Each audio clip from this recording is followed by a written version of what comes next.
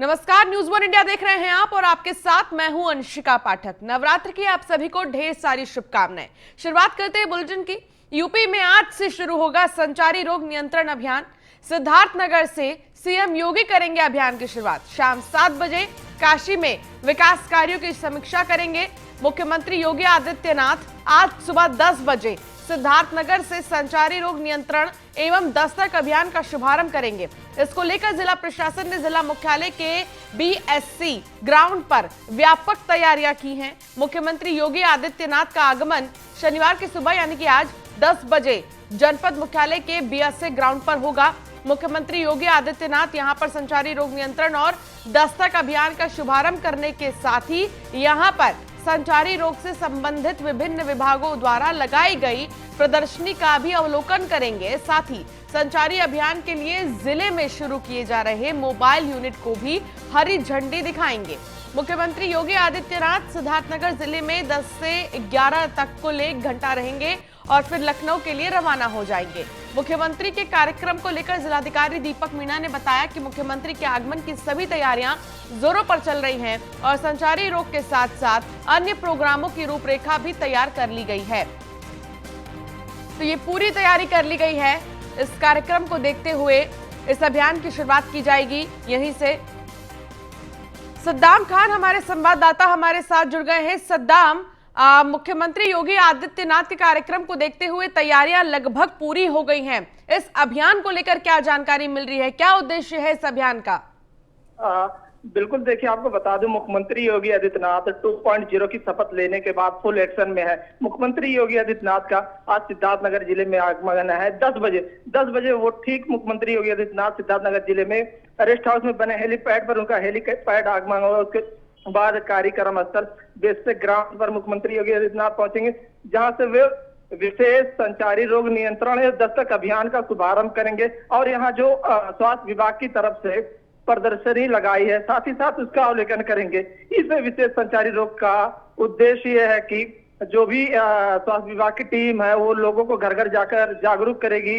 जैसे कोविड से संबंधित जो लोग बुखार है उनको जागरूक करेगी। साथ ही साथ इसके लिए 12 विभागों की टीम लगाई है कि वो लोगों के घर जाकर लोगों को जागरूक करे और उनको बताए कि किस तरह से इस बीमारी से बचा जा सके। साथ ही साथ इसको लेकर जो प्रशासन है वो तैयारियां पूरी कर ली है। तो कहीं ना कहीं मुख्यमंत्री योगी आदित्यनाथ का ये जो सिद्धार्थनगर दौरा है ये बड़ा ही माना जा रहा है। कयास ये भी लगाए जा रहे हैं कि मुख्यमंत्री योगी आदित्यनाथ कोई ना कोई गेहूं क्रय केंद्र का भी निरीक्षण कर सकते हैं। जी बिल्कुल, हालांकि कब तक रहेंगे यहाँ पर योगी आदित्यनाथ और फिर यहाँ से फिर उनका दूसरा कार्यक्रम कहाँ है? बिल्कुल, देखिए आपको बता दूं, मुख्यमंत्री योगी आदित्यनाथ ठीक 9:55 पे कुछ ही क्षण बाकी है जब मुख्यमंत्री योगी आदित्यनाथ सिद्धार्थनगर जिले में पहुंचेंगे। वो जिले में करीब 1 घंटा 5 मिनट रहेंगे। 1 घंटा 5 मिनट के अंदर वो सबसे पहले विशेष संचारी नियंत्रण अभियान रोग का शुभारंभ करेंगे। उसके बाद वो यहाँ से सीधा जो स्वास्थ्य विभाग की तरफ से प्रदर्शनी लगाई है, वहां अलग अलग विभागों की प्रदर्शनी लगाई है, उसका अवलोकन करेंगे। तो मुख्यमंत्री योगी आदित्यनाथ सिद्धार्थनगर जिले में 1 घंटा 5 मिनट रहेंगे। उसके बाद सीधा वो 11 बजे यहाँ से लखनऊ के लिए प्रस्थान करेंगे। चलिए ठीक है सद्दाम, बहुत शुक्रिया इस तमाम जानकारी के लिए। तो आज मुख्यमंत्री योगी आदित्यनाथ 10 से 11 बजे तक सिद्धार्थनगर में ही रहेंगे और यहाँ पर अभियान की शुरुआत करेंगे। उत्तर प्रदेश में दूसरे कार्यकाल की शपथ लेने के बाद मुख्यमंत्री योगी आदित्यनाथ अयोध्या में भगवान श्री राम लला और हनुमानगढ़ी पर पूजा अर्चना मठ मंदिरों में को लेकर बड़ा ऐलान किया है, जिसमें अब अयोध्या के सभी मठ मंदिर और धर्मशाला टैक्स मुक्त होंगे। मुख्यमंत्री के इस ऐलान को लेकर अयोध्या के संतों में खुशी की लहर है और हर संत योगी आदित्यनाथ को बधाई दे रहे हैं। अयोध्या में सीएम योगी का बड़ा फैसला सामने आया है, जहां टैक्स मुक्त होंगे मठ मंदिर और धर्मशाला। सीएम योगी ने अधिकारियों को निर्देश दे दिए हैं, जल्द ही सदन में प्रस्ताव लाएगी सरकार। तो अब टैक्स फ्री होंगे मठ मंदिर और धर्मशाला। सीएम योगी ने अधिकारियों को निर्देश दे दिए हैं।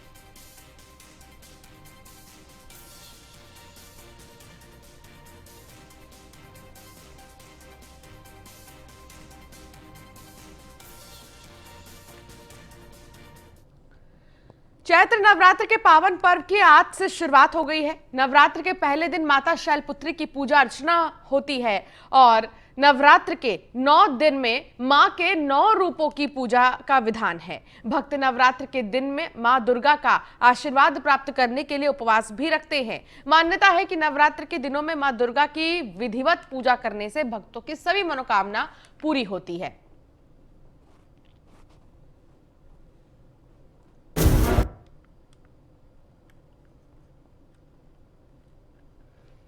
तो नवरात्र का आज पहला दिन है, चैत्र नवरात्र का आज पहला दिन है और इस दिन भक्त मां दुर्गा की पूजा करते हैं। शैलपुत्री के रूप में पहले दिन को मनाया जाता है। मां दुर्गा के शैलपुत्री के रूप को समर्पित है पहला दिन और इस दिन मां शैलपुत्री की पूजा की जाती है। मंदिरों में सुबह से ही भक्तों की भारी भीड़ लगी है।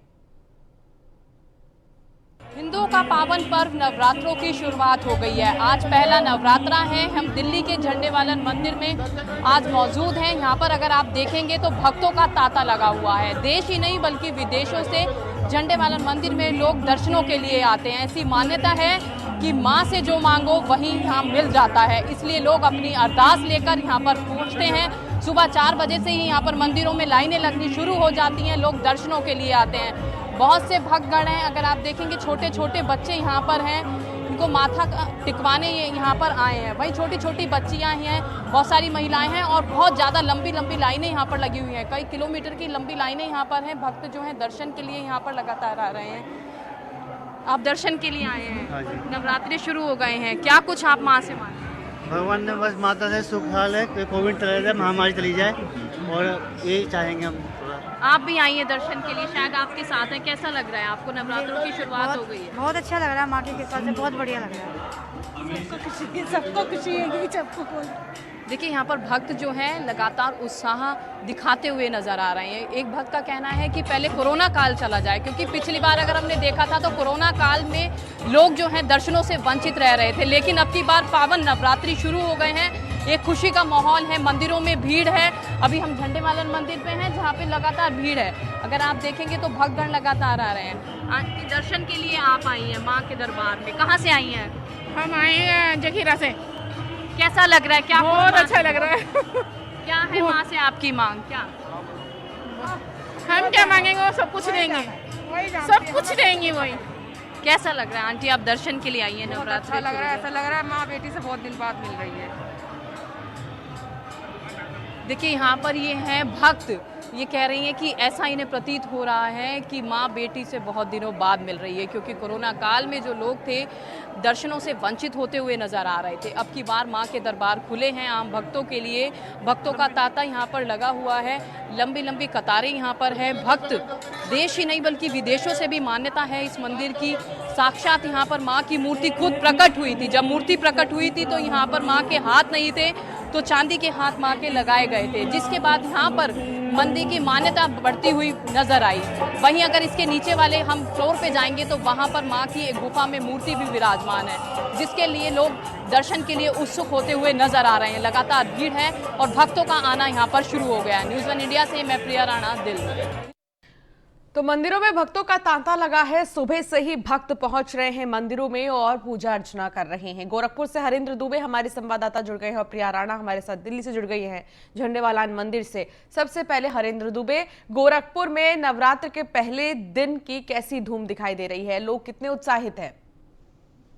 या देवी सर्वभूतेषु दया रूपिणी संस्था, इस मंत्र के साथ आज देवी मंदिरों में भक्तों की जिस तरह से भीड़ देखने को मिल रही है, इस समय हम उस मंदिर के परिक्षेत्र में हैं जो आजादी में अपनी अहम भूमिका निभाई थी।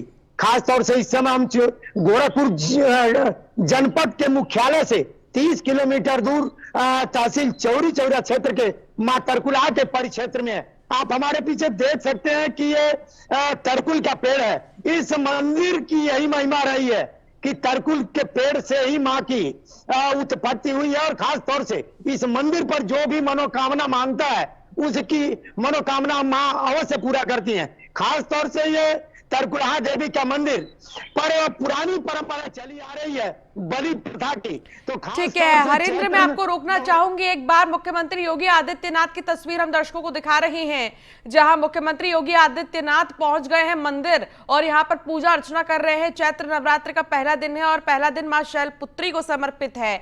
यहां पर मुख्यमंत्री योगी आदित्यनाथ पहुंच गए हैं मंदिर में और पूजा अर्चना करते नजर आ रहे हैं 10 बजे, क्योंकि अभियान की शुरुआत है। भारतीय जनता पार्टी का एक मुख्य अभियान है और उस अभियान को शुरू करने के लिए वो सिद्धार्थनगर जाएंगे। उससे पहले आप देखिए तस्वीर जहां पर मुख्यमंत्री योगी आदित्यनाथ मंदिर पहुंच गए हैं, परिक्रमा करते हुए नजर आए। इसके अलावा फूल माला अर्पित करते भी नजर आए देवी दुर्गा को। तो देवी दुर्गा का आशीर्वाद लेकर सीएम योगी अपने काम पर निकल पड़े हैं और साथ ही नवरात्रों में पूजा अर्चना का खास महत्व होता है। नवरात्रों में पूजा करने के साथ ही सेवा करना भी बहुत ही ज्यादा अच्छा माना जाता है। और देखिए गायों की सेवा करते, गायों को चारा खिलाते मुख्यमंत्री योगी आदित्यनाथ नजर आ रहे हैं। तो इस वक्त सीएम योगी बलरामपुर में मौजूद हैं और बलरामपुर की तस्वीर आपको हम दिखा रहे हैं, जहां बलरामपुर में मुख्यमंत्री योगी आदित्यनाथ गायों को चारा खिलाते नजर आ रहे हैं। अक्सर जब भी बलरामपुर आते हैं, गौशाला आते हैं, सीएम योगी वो गायों को चारा जरूर खिलाते हैं, जिसकी तस्वीर आप देखेंगे, बहुत ही खूबसूरत तस्वीर, जहां गायों को बड़े ही प्यार से चारा खिलाते नजर आ रहे हैं सीएम योगी अपने हाथों से। और इससे पहले उन्होंने पूजा अर्चना की। तो भगवान का आशीर्वाद लेने के बाद, सेवा करने के बाद अब सीएम योगी आगे जो कार्यक्रम तय किए गए हैं वहां पर भी जाएंगे। तो मुख्यमंत्री योगी आदित्यनाथ की तस्वीर आप देख रहे थे। प्रिया राणा हमारे साथ जुड़ी हुई हैं, हमारी संवाददाता झंडेवालान मंदिर से, दिल्ली से। प्रिया राणा, दिल्ली के झंडेवालान मंदिर का जो महत्व है वो बहुत ज्यादा है और नवरात्रों में पूरे ही 9 दिन भक्त यहाँ पर आते हैं और माता का आशीर्वाद लेते हैं। फिलहाल वहां पर इस बार कैसा नजारा है? जी अंशिका, देखिए बिल्कुल झंडेवालान मंदिर एक सिद्धपीठ मंदिर है, बहुत पुरानी इसकी मान्यता है। लोग देश ही नहीं बल्कि विदेशों से भी यहाँ दर्शन करने के लिए आते हैं। वहीं ऐसी मान्यता है कि यहाँ माँ से जो मांगो उसकी हर मनोकामना पूर्ण हो जाती है। आज नवरात्रि का पहला दिन है। अगर आप देखेंगे तो पीछे माँ के दरबार को बहुत यहाँ पर सुंदर सजाया गया है। अलग अलग तरीके के यहाँ पर फूल लगे हैं। माननीय भव्य माँ का जो दरबार है सजता हुआ नजर आ रहा है। वहीं अगर हम बात करें भक्तों की, तो भक्त का तांता यहाँ सुबह से ही लगा हुआ है। सबसे पहले सुबह मंदिर में आरती हुई, जिसके बाद यहाँ पर भक्तों का आना शुरू हुआ। भक्तों ने आरती का, माँ का आनंद लिया। उसके बाद आप देखेंगे तो लगातार जो भक्तगण हैं, तो सुबह 3 बजे के लोग लंबी लंबी कतारों में यहाँ पर लग जाते हैं। माँ के दर्शन की एक झलक पाने के लिए तो लंबा लंबा इंतजार करते हैं। लंबी लंबी कतारें जो है झंडेवालान मंदिर में लगी हुई है। लोग इंतजार कर रहे हैं कि कब नंबर आए और दर्शन हो। तो वहीं अगर हम बात करें इस मंदिर की, तो सिद्धपीठ मंदिर है। ऐसी यहाँ की मान्यता है कि जब यहाँ पर मूर्ति प्रकट हुई थी तो माँ की मूर्ति के हाथ रही थी। उसके बाद यहाँ पर चांदी के हाथ माँ को लगाए गए। गुफा में जो मूर्ति आज मौजूद है, जिसे देखने के लिए लोग बहुत दूर से आते हैं। वही छोटी छोटी कन्याएं यहाँ पर है, भक्त है लगातार यहाँ पर दर्शनों के लिए आ रहे हैं। हम इनसे अंतिम बात करने की कोशिश करेंगे कि क्या कुछ ये माँ से चाहते हैं कि लंबी लंबी कतारें में आंटी दर्शन के लिए आप आई हैं, नवरात्रि शुरू हो गई है, क्या कुछ माँ से आप मांगेंगे?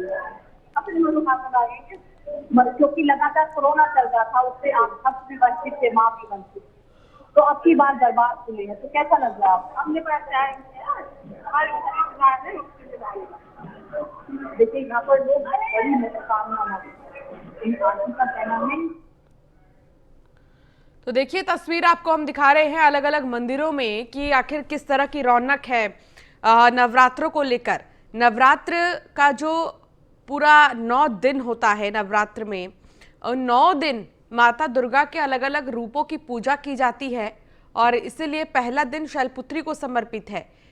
पूजा अर्चना करने यहाँ पर पहले ही से ही लोग पहुंचे हैं मंदिरों में, आशीर्वाद ले रहे हैं माता का।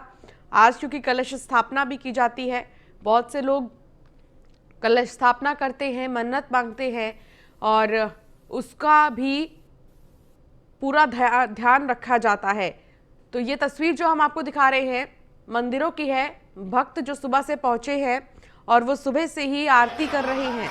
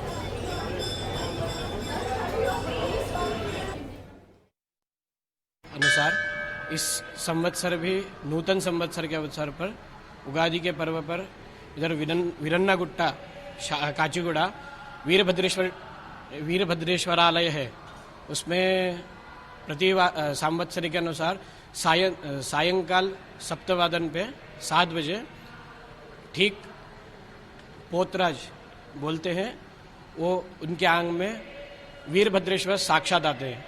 वो स्तंभ है, उससे चेन तोड़ा जाता है, मोटी सी होती है, लोहे की चेन होती है, वो तोड़ा जाता है। और नूतन संवत्सर के अनुसार पूरे 10 मंदिर में नए नए कपड़े प्रभु को और अभिषेक आदि राजोपचार पूजा सब कुछ होती है। और अलंकृत सबसे ज़्यादा श्याम बाबा अलंकृत होते हैं। और नूतन नवरात्रि के अनुसार 9 दिन तक घट स्थापना होती है, वो उधर माता देवी के देवालय में। और आज 10:30 बजे घट स्थापना होगी और प्रतिदिन अलंकृत होगी देवी भी। 9 दिन के 9 दिन रूप होंगे, स्वयंभू है, उस हिसाब से। जय श्री श्याम। तो आप सुन रहे थे पुजारियों को, तमाम जो भक्त हैं वो मंदिरों में आ रहे हैं और बेहद खुश नजर आ रहे हैं। सुमित सैनी हरिद्वार से हमारे संवाददाता जुड़ गए हैं। सुमित, हरिद्वार में इस वक्त किस तरीके का नजारा है? नवरात्र का पहला दिन है और पहले दिन भक्तों का तांता लगा है मंदिरों में।